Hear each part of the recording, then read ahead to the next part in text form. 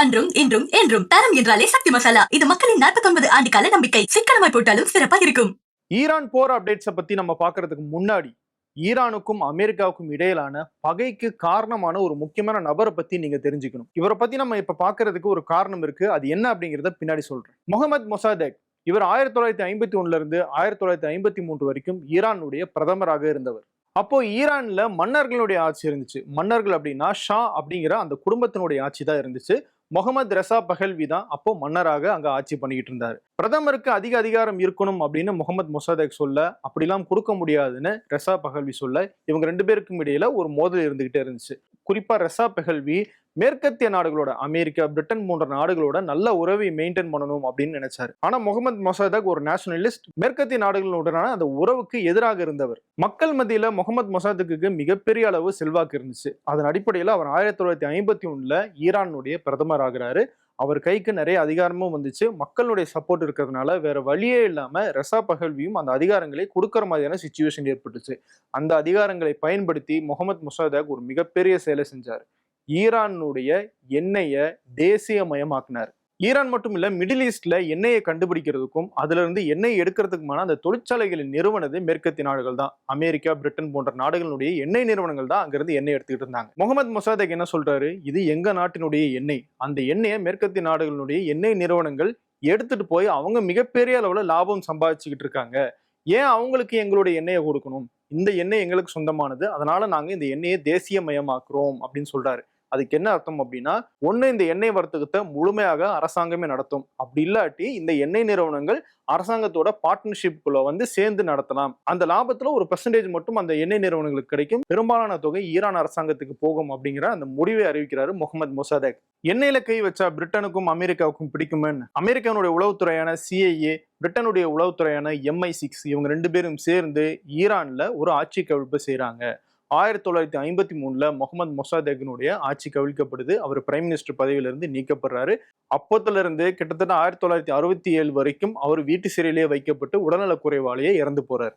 அன்னைக்கு ஈரான்ல நடந்ததுதான் பின்னால ஈராக்ல நடந்துச்சு, லிபியாவில் நடந்துச்சு, சமீபத்துல வெனிசுலாவில் கூட நடந்திருக்கு. அதனுடைய அதிபர் நிக்கோலஸ் மடுரோவை அமெரிக்கா சட்டவிரோதமாக கடத்திட்டு போயிருக்காங்க. அமெரிக்காவுக்கு எண்ணெய் மிகப்பெரிய பிரச்சனை கிடையாது. ஆனா எண்ணெயை தேசியமயமாக்குறது தான் மிகப்பெரிய பிரச்சனை. அதனாலதான் அன்னைக்கு அங்க ஆட்சி கவிழ்ப்பு செஞ்சாங்க. அந்த ஆட்சி கவிழ்ப்புக்கு பிறகு ரெசா பஹல்வியின் கையில அதிகாரம் அதிக அளவுல போச்சு. ரெசா பஹல்வியும் மேற்கத்திய நாடுகள், அமெரிக்கா, பிரிட்டனோட எல்லாம் நல்ல உறவை மேற்கொண்டுகிட்டு இருந்தாரு.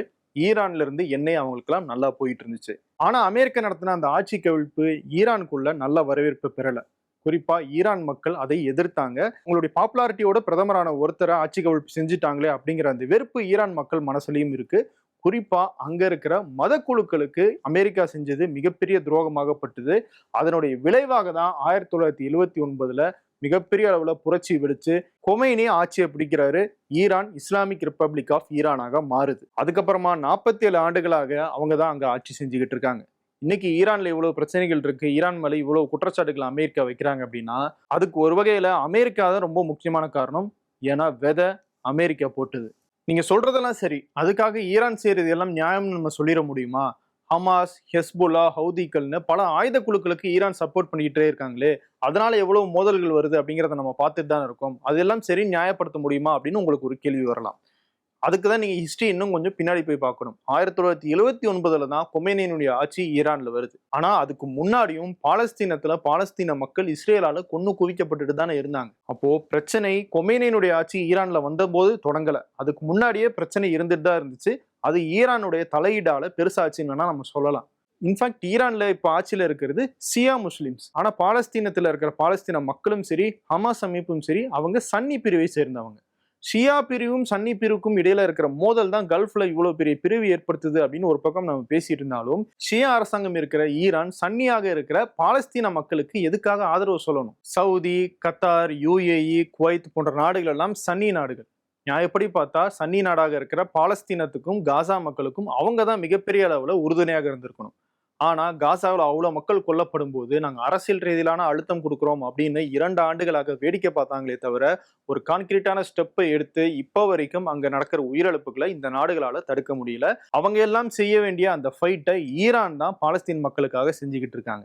ஏன் அந்த ஃபைட்டை ஈரான் செய்யணும் அப்படிங்கிற இடத்துல தான் ஈரான் சொல்ற பதில் என்னன்னா, எங்களுடைய நோக்கம் அமெரிக்காவும் இஸ்ரேலும் இங்க மிடில் ஈஸ்ட்ல எங்களுடைய பகுதியில வந்து ஆதிக்கம் செலுத்தக்கூடாது அப்படிங்கிறது தான், பாலஸ்தீன மக்களுக்கு நியாயம் கிடைக்கணும் அப்படிங்கிறது தான். அதுக்காக தான் நாங்க இதையெல்லாம் செஞ்சுக்கிட்டு இருக்கோம் அப்படின்னு ஈரான் தரப்புல ஒரு விளக்கம் கொடுக்குறாங்க. சோ அந்த வகையில பார்த்தோம்னா ஈரான் இன்னைக்கு செஞ்சுக்கிட்டு இருக்கிறது தவறாகவே இருந்தாலும் அந்த தவறுகளுக்கெல்லாம் தொடக்கமாக இருந்தது அமெரிக்கா தான். அமெரிக்காவுடைய அந்த எண்ணெய் வெறி தான். அந்த எண்ணெய் வெறியை தான் இன்னைக்கு இஸ்ரேல் தங்களுக்கு சாதகமாக பயன்படுத்திட்டு இன்னைக்கு அமெரிக்காவை இந்த போருக்குள்ளேயும் ஈடுபடுத்தியிருக்காங்க. நான் வெனிசுலானுடைய அதிபர் நிக்கோலஸ் மோடுரோ கடத்தப்பட்ட போது டீகோட் நிகழ்ச்சியில் ஒரு வீடியோ பண்ணியிருந்தேன். அந்த வீடியோனுடைய தொடக்கத்திலையும் ஒரு புக்கை நான் சஜஸ்ட் பண்ணியிருந்தேன், ஒரு பொருளாதார அடியாளின் ஒப்புதல் வாக்குமூலம்.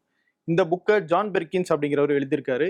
இவர் ஒரு காலத்துல அமெரிக்காவினுடைய உளவு படைக்காக அங்க இருக்கிற கார்ப்பரேட் நிறுவனங்கள் சார்பாக வெவ்வேறு நாடுகளுக்கு போய் வேலை பார்த்து அங்க அவங்களுக்கு ஹெல்ப் பண்ற மாதிரியே பண்ணி அந்த நாட்டினுடைய வளங்களை எப்படி அமெரிக்கா சுரண்டுச்சு அப்படிங்கிறத நேரடி சாட்சியாக இருந்து பின்னால குற்ற உணர்ச்சியின் அடிப்படையில அவர் ஒரு புக்காக எழுதியிருக்காரு.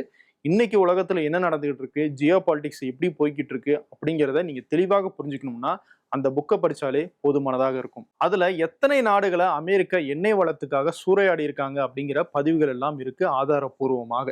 இது போக கடந்த 75-80 ஆண்டுகள்ல பாத்தீங்கன்னா அமெரிக்கா இது வரைக்கும் கிட்டத்தட்ட 60 நாடுகள்ல ஆட்சி கவிழ்ப்பு செஞ்சிருக்காங்கன்னு சொல்றாங்க. இவ்வளவு அட்டூழியங்களை பண்ண அமெரிக்கா இன்னைக்கு ஈரான ஒரு டெரரிஸ்ட் ஸ்டேட்னு சொல்றாங்க. அதாவது தீவிரவாதத்தை ஊக்குவிக்கிற ஒரு அரசாங்கம் அப்படின்னு சொல்றாங்க. அந்த லாஜிக்ல பார்த்தோம் அப்படின்னா கடந்த 75-80 ஆண்டுகளாக எத்தனை ஆட்சி கவிழ்ப்புகள், எத்தனை போர்கள், எத்தனை உயிர்களை அநியாயமாக கொன்று, அது மட்டும் இல்லாம காசாவிலையும் பாலஸ்தீனத்திலையும் அவ்வளவு உயிர்களை கொண்டுகிட்டு இருக்கிற இஸ்ரேலுக்கு ஆதரவு கொடுத்துக்கிட்டு இருக்கிற அமெரிக்கா தான் முதல் டெரர் ஸ்டேட். சரி, இந்த வரலாற்றை எல்லாம் நான் ஏன் இந்த இடத்துல சொல்றேன் அப்படின்னா அதுக்கு ஒரு காரணம் இருக்கு. பிரான்சினுடைய அதிபர் இமானுவேல் மேக்ரன் அவரு ஈரானுடைய பிரசிடென்ட் மசூத் பெசஸ்கியான்ட்ட பேசியிருக்காரு. அவர் என்ன பேசினாரு அப்படிங்கிறத பத்தி மேக்ரன் ஒரு ட்வீட்டாக பதிவு பண்ணியிருக்காரு. அதுல அவரு 2 முக்கியமான விஷயங்கள் சொல்றாரு. ஒன்னு, ஈரான் கல்ஃப் நாடுகள் மேல நடத்திட்டு இருக்கிற அந்த தாக்குதலை உடனடியாக நிறுத்தணும், அந்த தாக்குதல்கள் ஏற்றுக்கொள்ளத்தக்கது அல்ல அப்படின்னு அவரு பதிவு பண்றாரு. ரைட், ஈரான் தாக்குதல் நடத்துறது தப்பு தான். முதல்ல தாக்குதல் நடத்தினது யார்? அமெரிக்காவும் இஸ்ரேலும் தான் ஈரான் மேல இந்த தாக்குதலை தொடங்கினாங்க, இந்த போரையை தொடங்கினாங்க. அப்போ இதே மேக்ரான் ஏன் அமெரிக்காவும் இஸ்ரேலையும் கண்டிக்கல? இப்ப கூட கல்ஃப் நாடுகள்ல இருக்கிற அமெரிக்கானுடைய படைத்தளங்கள்ல இருந்துதான் ஈரான் மேல தாக்குதல் நடத்தப்பட்டுகிட்டு இருக்கு. ஈரானை தாக்குதலை நிறுத்த சொல்ற மேக்ரான் ஏன் கல்ஃப் நாடுகளை நீங்க அமெரிக்காவுக்கு இடம் கொடுக்காதீங்க அப்படின்னு சொல்லல. 2வது, இந்த பிரச்சனையை ஒரு செக்யூரிட்டி ஃப்ரேம் ஒர்க் மூலமாக தான் முடிவுக்கு கொண்டு வர முடியும். அப்படி ஒரு ஃப்ரேம் ஒர்க் கொண்டு வந்தோம் அப்படின்னா, ஒரு அக்ரிமெண்ட் கொண்டு வந்தோம்னா அதுல ஈரான் இனிமேல் அணு ஆயுதமே தயாரிக்க மாட்டோம் அப்படிங்கிற அந்த உத்தரவாதம் கொடுக்கப்பட வேண்டும். அவங்களுடைய அந்த மிசைல் ஏவுகணை திட்டங்கள் குறித்த அச்சங்களையும் அதுல களைய வேண்டும் அப்படின்னு அதுல குறிப்பிட்டிருக்காரு. இல்ல புரியல, ஈரானும் அமெரிக்காவும் இந்த அணுசக்தி சார்ந்த ஒரு பேச்சுவார்த்தையில ஈடுபட்டு இருந்தாங்களே. பிப்ரவரி 26ஆம் தேதி கூட ஈரான், நாங்க இந்த யுரேனியத்தை இன்னும் என்ரிச் பண்ண போறது கிடையாது, எங்களுக்கு அணு ஆயுதம் தயாரிக்கிற எண்ணமும் கிடையாது, இனிமேலும் பண்ண மாட்டோம், அதை அக்ரிமெண்ட்லயே சொல்றதுக்கு ரெடி அப்படின்னு ஈரான் தரப்புல சொன்னதுக்கு பிறகும் அமெரிக்கா இந்த போரை தொடங்கியிருக்காங்க அப்படின்னா இங்க தப்பு ஈரான் மேலேயா இல்ல அமெரிக்கா இஸ்ரேல் மேலேயா? ஆனா மேக்ரன் என்ன சொல்றாரு, திரும்பவும் ஒரு செக்யூரிட்டி ஃப்ரேம் ஒர்க்கை உருவாக்கணும்னு சொல்றாரு. ஆல்ரெடி இருந்ததை தான் கெடுத்துட்டீங்களே, கெடுத்துட்டு திரும்பவும் பேச்சுவார்த்தைக்கு வாங்க அப்படின்னு கூப்பிட்டா ஈரான் எப்படி வருவாங்க? இவ்வளவு தூரம் இறங்கி வந்த ஈரான் மேல ஒரு போரை தொடங்கிட்டீங்க, போரையும் தொடங்கிட்டு இவ்வளவு சேதாரத்தையும் ஏற்படுத்திட்டு அவங்களுடைய ஸ்ட்ரென்த்தாக இருக்கிற அந்த மிசைல் சிஸ்டத்தையும் நீங்க கைவிடணும் அப்படின்னு சொன்னா ஈரான் எப்படி அதை ஏத்துப்பாங்க? நான் ஏன் மேக்ரானுடைய இந்த பதிவை இந்த இடத்துல ரொம்ப அழுத்தமா பேசிட்டு இருக்கேன் அப்படின்னா அது காரணம் இருக்கு. 165 குழந்தைகள் ஈரான்ல அந்த பள்ளி மேல நடத்தப்பட்ட தாக்குதல்ல கொல்லப்பட்டிருக்காங்க. இதை செய்தது அமெரிக்கா. காசாவில் 2 வருஷமா நடந்துகிட்டு இருக்கிற போர்ல 20,000க்கும் மேற்பட்ட குழந்தைகள் கொல்லப்பட்டிருக்காங்க. இதை செய்தது இஸ்ரேல். இஸ்ரேலுக்கு ஆதரவு கொடுக்கிறது அமெரிக்கா. அப்பெல்லாம் அமைதியா இருந்த மேக்ரான் கிரீன்லாண்டா நாங்க எடுத்துக்க போறோம்னு டொனால்ட் ட்ரம்ப் சொன்ன போது மட்டும் இல்ல, அது ஐரோப்பாவுக்கு உள்ள இருக்கிற ஒரு நாடு, அதை நீங்க எடுக்கக்கூடாது அப்படின்னு கொந்தளிச்சு பேசினார். இன்னைக்கு அதே மேக்ரான் தான் ஈரான்ல அமெரிக்கா தாக்குதல் நடத்தும் போது ஈரான் பதில் தாக்குதல் நடத்தக்கூடாதுன்னு பேசிக்கிட்டு இருக்காரு. எப்படி? உங்களுக்கு வந்தா ரத்தம், மத்தவங்களுக்கு வந்தா தக்காளி சட்னியா? இன்னொரு பக்கம் ட்ரம்ப் பாருங்க, உக்ரைன்ல ரஷ்யா அவ்வளவு குண்டுகளை வீசிக்கிட்டு இருக்கு. 2 நாடுகள் தரப்புலையும் ஒவ்வொரு நாளும் 7,000 பேர் 8,000 பேர் கொல்லப்பட்டுக்கிட்டு இருக்காங்க. It's a bloody war, it's a bad war அப்படின்னு பேசிட்டு இருந்த ட்ரம்ப் இன்னைக்கு ஈரான் மேல அவ்வளவு தாக்குதலை நடத்திக்கிட்டு இருக்காரு. 1953ல ஈரான்ல நடந்த அந்த ஆட்சி கவிழ்ப்பும் சரி, இப்போ ஈரான் மேல அமெரிக்கா தொடங்கி இருக்கிற இந்த போரும் சரி, நமக்கு என்ன மெசேஜை உணர்த்துது? அமெரிக்கா போன்ற பவர்ல இருக்கிற நாடுகள் என்ன வேணா செய்யலாம், அதுக்கு பிரான்ஸ் போன்ற நாடுகள் சப்போர்ட் பண்ணுவாங்க. ஆனா ஈரான் போன்ற நாடுகள் எதிர்த்து குரல் கொடுத்தாங்க அப்படின்னா அதை அமெரிக்காவோ இல்ல பிரான்ஸோ இல்ல மற்ற நாடுகளோ சேர்ந்து ஒடுக்குவாங்க. அப்போ பவர்ல இருக்கவன் என்ன செஞ்சாலும் சரி, அதை எதிர்த்து கேள்வி கேட்கிறவன் என்ன செஞ்சாலும் சரியாகவே செஞ்சாலும் தவறு அப்படிங்கிறது தான் இன்னைக்கு உலகத்துல இருக்கிற நீதி நியாயம். இந்த பாரபட்சத்தை உணர்த்துறதுக்காக தான் 1953 ஹிஸ்டரியும் சொன்னேன். இப்போ இமானுவேல் மேக்ரன் போட்டிருக்கிற அந்த ட்வீட்டை பத்தியும் சொன்னேன். சரி, அடுத்த விஷயத்துக்கு வருவோம். டொனால்ட் ட்ரம்ப் ஈரானுடைய அந்த கட்டுப்பாட்டில் இருக்கிற ஸ்ட்ரெய்ட் ஆஃப் ஹோர்முஸை திறக்கிறதுக்காக மற்ற நாடுகளுடைய உதவியில ஏற்கனவே கேட்டிருந்தாரு. இன்னைக்கு திரும்பவும் அதை அழுத்தமாக பதிவு பண்ணியிருக்காரு. குறிப்பா பிரான்ஸ், யூகே, ஜப்பான், தென்கொரியா, சைனா, இந்த நாடுகள் தான் இந்த ஸ்ட்ரெய்ட் ஆஃப் ஹோர்முஸ் வழியாக அதிகமாக எண்ணெயை இறக்குமதி செய்யறாங்க. சைனாலாம் 90% எண்ணெயை இங்கிருந்து தான் வாங்கிட்டு இருக்காங்க. அதனால இந்த நாடுகள் எல்லாம் தான் இந்த ஸ்ட்ரெய்ட் ஆஃப் ஹோர்முஸை திறக்கிறதுக்கான அந்த உதவிக்கு வரணும் அப்படின்னு Trump கட்டாயப்படுத்துறாரு. China, as an example, gets about 90% of its oil from the Hormuz Strait, demanding that these countries come in and protect their own territory because it is their territory. It's the place from which they get their energy, and they should come and they should help us protect it. You could make the case that maybe we shouldn't even be there at all because we don't need it. We have a lot of oil. We're the number one producer anywhere in the world times two. By double, at least double. Now I think it's much higher than that. நியாயமா பார்த்தா America அங்க போயிருக்கவே தேவை கிடையாது. America கிட்ட அவ்வளவு எண்ணெய் இருக்கு. இந்த நாடுகள் எல்லாம் தான் இதுல பாதிக்கப்பட போறாங்க. அதனால அவங்க தான் இதுல பெரிய உதவி செய்யணும், நாங்களும் சப்போர்ட் பண்ணுவோம் அப்படின்னு டொனால்ட் ட்ரம்ப் பேசியிருக்காரு. ஆனா ஈரான் என்ன சொல்றாங்க, நாங்க அமெரிக்கா, இஸ்ரேல் மற்றும் அவங்கள ரொம்ப தீவிரமா ஆதரிக்கிற நாடுகளை தவிர மற்ற எல்லா நாடுகளுக்கும் நாங்க இந்த ஸ்ட்ரெய்ட் ஆஃப் ஹோர்முஸ் வழியாக கப்பல்களை கொண்டு செல்றதுக்கு அனுமதி கொடுத்துட்டு தான் இருக்கோம். எங்களுக்கு யாரெல்லாம் தொடர்பு கொண்டு பேசுறாங்களோ அவங்களுக்கெல்லாம் அவங்க நாட்டினுடைய கப்பல்கள் எல்லாம் அனுமதிச்சுக்கிட்டு இருக்கோம்னு ஈரான் சொல்லிட்டு இருக்காங்க. ஸோ அந்த வகையில பார்த்தோம்னா சைனாவுக்கு ஏற்கனவே ஈரான் 11 மில்லியன் பேரல்கள் எண்ணெயை கொடுத்துட்டாங்க. இப்ப திரும்பவும் கொடுக்க தான் போறாங்க. இதனால சைனாவுக்கு எந்த விதமான பிரச்சனையும் கிடையாது. பிரச்சனையா இருக்குன்னா பிரான்ஸ், யூகே போன்ற நாடுகளுக்கு தான். இது போக நேட்டோ படையும் இந்த ஸ்ட்ரெய்ட் ஆஃப் ஹோர்முஸ்க்கு பாதுகாப்பு கொடுக்கறதுக்காக முன் வரணும். உக்ரைன் போர்ல அமெரிக்கா நேட்டோவுக்கு ஹெல்ப் பண்ணதில்ல, அதே மாதிரி தான் நேட்டோ எங்களுக்கு பதிலுக்கு ஹெல்ப் பண்ணணும்னு வேற பேசியிருக்காரு டொனால்ட் ட்ரம்ப். ஆனா ட்ரம்ப் எந்தெந்த நாடுகளுக்கெல்லாம் அழைப்பு விடுத்தாரோ அந்த எந்த நாடுகளுமே இப்போ வரைக்கும் அவருடைய அழைப்பை ஏற்றுக்கொள்ளவில்லை. அங்க அந்தந்த நாடுகளுடைய கடற்படையை அனுப்புறதுக்கு அவங்க ரொம்ப தயங்குறாங்க. அப்படி அனுப்புனா இந்த போர் அடுத்த கட்டத்துக்கு போகும் அப்படிங்கிறது அவங்களுக்கு நல்லாவே தெரியும். அதனால அவங்க தங்களுடைய கடற்படையை அனுப்புறதுக்கு தயங்குறாங்க. சரி, அமெரிக்கா தான் பூமியிலேயே பவர்ஃபுல்லான ஒரு மிலிட்ரி ஆச்சு, ஏன் அவங்களே போய் அந்த ஸ்ட்ரெய்ட் ஆஃப் ஹோர்முஸ் ஒரு சின்ன பகுதி தானே, அதை மீட்டு கொண்டு வரலாமே அப்படிங்கிற ஒரு கேள்வி வருதுல்ல. அமெரிக்காவுக்கு நல்லாவே தெரியும் அந்த இடத்துக்கு அமெரிக்கானுடைய கடற்படை போச்சு அப்படின்னா அது ஈரானால கடுமையான சேதத்துக்கு உள்ளாகும், கடுமையான பொருட்செலவு ஏற்படும், உயிர் செலவும் ஏற்படும் அப்படிங்கிறது அமெரிக்காவுக்கு நல்லாவே தெரிஞ்சிருக்கு. அதனாலதான் மற்ற நாடுகளும் இதுல பங்கேற்கணும். அவங்களும் சேதம் ஏற்பட்டுச்சு அப்படின்னா அதை பகிர்ந்துக்கணும். அவங்களுடைய உதவி இருந்துச்சுன்னா அமெரிக்கா பெரிய சேதாரம் இல்லாம இந்த ஸ்ட்ரெய்ட் ஆஃப் ஹோர்முஸை மீட்கலாம் அப்படிங்கிற ஒரு திட்டம் போடுறாங்க. ஆனா அந்த நாடுகள் எல்லாம் இதுக்கு ஒத்துழைக்கல. அது மட்டும் இல்ல, ஈரான் அமெரிக்காவோட பேச்சுவார்த்தை நடத்துறதுக்காக கேட்டுக்கிட்டே இருக்காங்க. நான் தான் வேணான்னு சொல்லியிருக்கேன் அப்படின்னு டொனால்ட் ட்ரம்ப் சொல்றாரு. ஆனால் ஈரானுடைய வெளியுறவுத்துறை அமைச்சர் அப்பாஸ் அரக்சி சிபிஎஸ் அப்படிங்கிற ஒரு செய்தி தொலைக்காட்சிக்கு கொடுத்த பேட்டியில் என்ன சொல்றாருன்னா, நாங்க அமெரிக்கா கூட பேச்சுவார்த்தைக்கோ இல்ல இந்த தாக்குதல் நிறுத்த ஒப்பந்தத்துல கையெழுத்திடுறதுக்கோ எங்களுக்கு தேவையே கிடையாது. ஏன்னா இது எங்க மேல விருப்பப்பட்டு, அமெரிக்காவா விருப்பப்பட்டு எங்க மேல போர் தொடங்கினாங்க. இது எங்க மேல செய்யப்பட்ட அநீதி, அதை எதிர்த்து நாங்க சண்டை போடுவோம். நாங்க அவங்க கிட்ட பேச்சுவார்த்தைக்கு போக வேண்டிய தேவையே இல்லை அப்படின்னு ரொம்ப தெளிவா சொல்லியிருக்காரு. No, we never asked for a ceasefire and we have never asked even for negotiation. We are ready to defend ourselves as long as it takes, and this is what we have done so far, and we continue to do that until President Trump comes to the point that this is an illegal war with no victory, and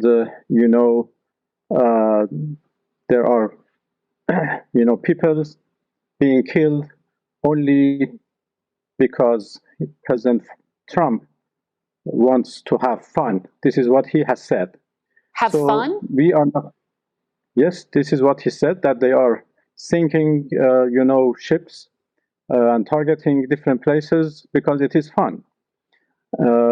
And the Secretary of War has said that there is no mercy. Mm-hmm. And this is actually a war crime. Even saying that is a war crime. So this is a war. This is a war of choice by President Trump and the United States, and we are going to continue our self-defense. ஏற்கனவே America Garg ஐலாண்ட்ல இருக்கிற ஈரானுடைய அந்த defence சிஸ்டத்தை எல்லாம் அழிச்சிட்டதாக சொல்லியிருக்காங்க. அடுத்ததாக அதனுடைய எண்ணெய் இன்ஃப்ராஸ்ட்ரக்சர் மேல தாக்குதல் நடத்த வாய்ப்பு இருக்கு. ஈரான் முரண்டு பிடிச்சாங்கன்னா அதையும் நான் யோசிப்பேன்னு டொனால்ட் ட்ரம்ப் சொல்லியிருந்தாரு. ஒருவேளை கார்க் ஐலாண்டை கைப்பற்றுறதுக்காக அமெரிக்கா முயற்சி பண்ணுவாங்களா அப்படிங்கிற ஒரு சந்தேகமும் சர்வதேச அரசியல் பார்வையாளர்களால் வைக்கப்படுது. அப்படி நடந்துச்சு அப்படின்னா அது கிரவுண்ட் இன்வேஷன், அதாவது தரைமார்க்கமாக இந்த போருக்குள்ள அமெரிக்கா நுழையறதுக்கு அர்த்தமாகும்.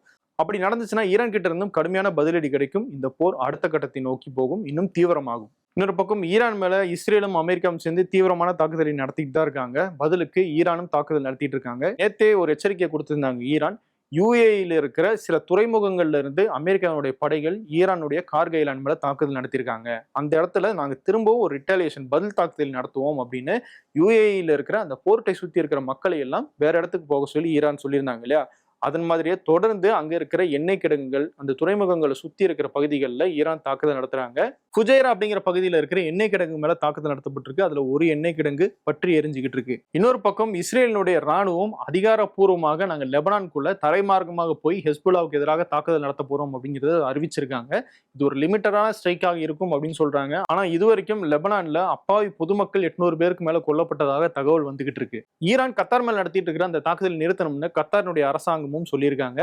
அது மட்டும் இல்ல, இந்த போர்ல உடனடியாக தாக்குதல்கள் நிறுத்தப்பட வேண்டும். அப்படி இல்லாட்டி இது மிகப்பெரிய பொருளாதார பாதிப்பை உலகம் முழுக்க ஏற்படுத்தும் அப்படிங்கிற ஒரு எச்சரிக்கையை சைனாவும் சொல்லியிருக்காங்க.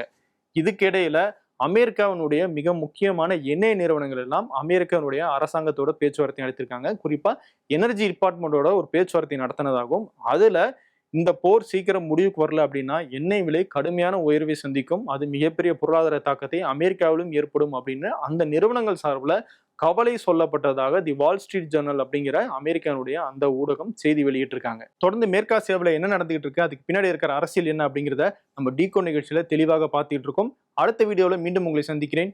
நன்றி. உங்களின் விதவிதமான சமையலுக்கு விதவிதமான சுவை தரும் ஒரே மசாலா, இதுதான் அன்பின் சுவையான அடையாளமான சக்தி மசாலா. உங்கள் இல்லங்களில் உள்ளங்களில் தலைமுறையை தொடர்ந்து வரும் தரம் மற்றும் நம்பிக்கை.